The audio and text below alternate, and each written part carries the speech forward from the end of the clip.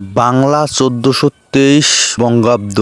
আপনাদের সবাইকে জানাই পহেলা বৈশাখের শুভেচ্ছা ও অভিনন্দন। আমাদের বাসায় আজকে অনেক মেহমান আসার কারণে আজকে আমাদের বাসার লক্ষ্মী আম্মুটি সেই সুন্দরভাবে বৈশাখী সাজে নতুনভাবে সেজেছে। আলহামদুলিল্লাহ, যেইভাবে সেই কাজ।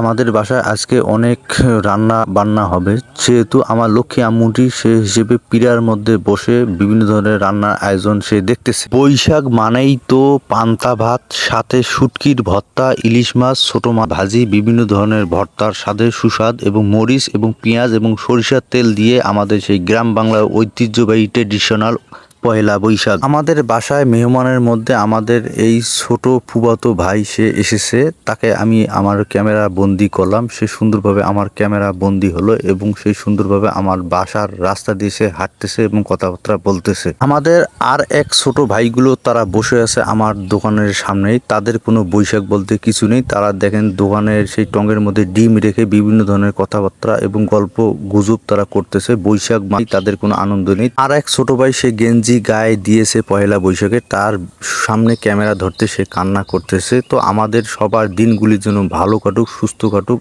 এবং সুন্দরভাবে চলার তৌফিক দান করুক এবং সবার ভালো সুস্বাস্থ্য কামনা করে। আসসালামু আলাইকুম ওয়া রাহমাতুল্লাহ।